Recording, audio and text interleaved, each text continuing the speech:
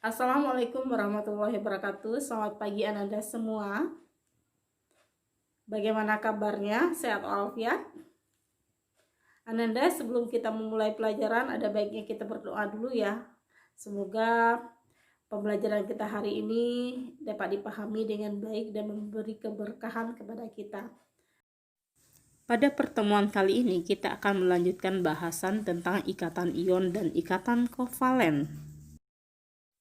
Setelah mempelajari ikatan ion dan kovalen ini, diharapkan Ananda dapat mendeskripsikan pembentukan dari ikatan ion, memberikan contoh pembentukan ikatan ion, mendeskripsikan pembentukan ikatan kovalen, dan memberi contoh pada pembentukan ikatan kovalen. Ikatan ion terbentuk antara unsur logam dan unsur non-logam. Kita ingat kembali, unsur-unsur logam itu cenderung untuk melepaskan sebuah elektron untuk mencapai kestabilan. Bisa juga 2 atau 3 ya, tergantung berapa jumlah elektron valensinya. Ketika unsur logam ini melepaskan elektron, dia akan berubah menjadi ion positif. Positif berapa dia? Tergantung kepada berapa elektron yang dilepasnya. Bisa jadi positif 1, positif 2, positif 3, atau selanjutnya. Nah, Ananda berbeda dengan unsur non-logam. Unsur non-logam memiliki kecenderungan untuk menangkap elektron. Ketika dia menangkap elektron, dia berubah menjadi ion negatif. Nah, muatannya bergantung juga kepada berapa banyak elektron yang ditangkapnya. Ketika logam berubah menjadi ion positif, kita menyatakan dia sebagai kation. Ketika non-logam menangkap elektron dan berubah menjadi ion negatif, kita baca dia sebagai anion. Nah, ikatan antara kation dan anion atau antara ion positif dan negatif inilah yang selanjutnya kita sebut sebagai ikatan ion. Andai kata dua buah non-logam berikatan, artinya kedua atom itu memerlukan sejumlah elektron untuk mencapai kestabilan. Salah satunya tidak akan ada yang mengalah. Karena tidak ada atom yang ingin mengalah untuk menyumbangkan elektronnya, maka yang terjadi adalah pemakaian bersama. Kedua atom saling menyumbang elektron supaya terjadi kestabilan. Nah, penggunaan elektron bersama oleh kedua atom ini yang selanjutnya kita sebut sebagai ikatan kovalen.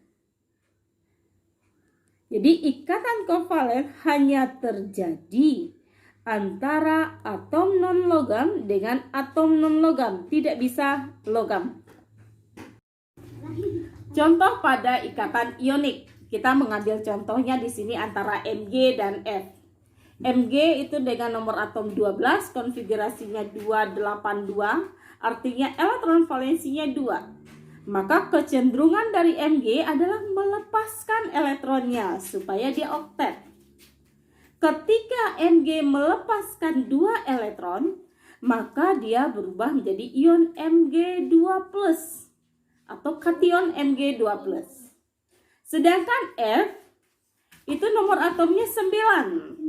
Berarti konfigurasinya 2,7. Untuk mencapai oktet, dia membutuhkan 1 elektron lagi. Ketika dia menerima sebuah elektron, maka F berubah menjadi F-1. Nah, ikatan yang terjadi sekarang antara Mg dengan F adalah Mg akan membuang 2 elektron. Sedangkan 1F butuh 1 elektron. Maka elektron valensi dari Mg disumbangkan kepada 2 buah atom F. Sehingga keduanya mencapai oktet. Mg dia oktet, F juga oktet. Sehingga ion yang terbentuk adalah ion Mg2+ dan ion F-. Karena Mg-nya 1, F-nya 2, maka senyawa yang terbentuk adalah MgF2. Contoh yang terakhir, ikatan antara Mg dengan oksigen. Kita tetap ambil Mg ya untuk membandingkan. Mg tadi sudah kita bincangkan, untuk stabil dia akan melepas 2 elektronnya. Sedangkan oksigen tadi konfigurasinya 26, untuk stabil butuh 2. Maka yang terjadi adalah transfer elektron langsung. Mg mentransfer elektronnya kepada si O. Sehingga Mg menjadi konfigurasinya 2,8, O juga 2,8, dua-duanya stabil. Ion yang terbentuk pada Mg adalah Mg2+, pada O, O-2. Karena jumlah Mg dan O-nya sama-sama 1, maka senyawaannya kita tulis MgO. Jadi kalau dibuat Mg plus 2 tambah O-2 menghasilkan MgO. Salah satu contoh pembentukan ikatan kovalen antara oksigen dengan oksigen. Satu atom O itu sudah memiliki elektrovalensi sebanyak 6 karena konfigurasinya 26. Artinya untuk stabil oksigen ini memerlukan 2 buah elektron.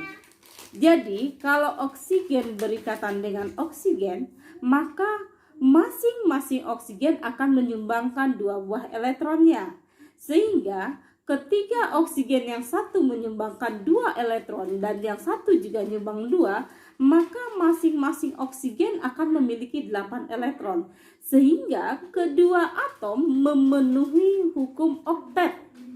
Nah, karena pasangan elektron yang digunakan bersama itu ada 2, maka ikatan kovalen yang terbentuk adalah ikatan kovalen rangkap 2.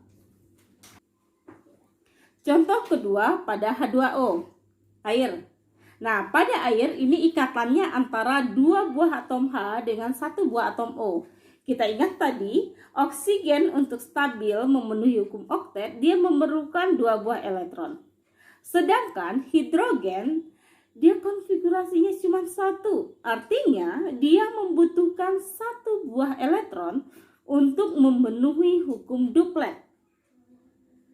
Sehingga oksigen akan menyumbangkan sebuah elektronnya ke atom H pertama. H juga nyumbang 1, oksigen jadi punya 7, hidrogen jadi punya 2. Muncul H yang kedua, juga saling sumbang 1, sehingga oksigennya sekarang memiliki 8 elektron. Dan kedua atom H memenuhi hukum duplet, memiliki 2 buah elektron. Ikatan yang terjadi karena cuma saling sumbang 1 elektron, artinya hanya ada 1 pasang elektron yang digunakan bersama antar atom. Artinya antara H yang pertama dengan O 1 pasang, H yang kedua dengan O juga 1 pasang. Karena masing-masing 1 pasang, maka ikatannya kita sebut sebagai ikatan kovalen tunggal. Jadi, jenis ikatan kovalen berdasarkan pasangan elektronnya ini didasarkan kepada berapa pasang elektron yang digunakan bersama dalam berikatan. Mungkin 1, mungkin 2, mungkin 3 pasang. Baiklah Ananda, itulah materi kita untuk minggu ini tentang penjelasan ikatan ion dan ikatan kovalen. Silakan Ananda mempelajarinya kembali melalui Google Classroom kita ya. Tugas-tugasnya ada di sana. Jika ada yang tidak dimengerti atau dipahami, silakan bertanya di GC atau melalui WhatsApp. Terima kasih atas perhatiannya. Assalamualaikum warahmatullahi wabarakatuh.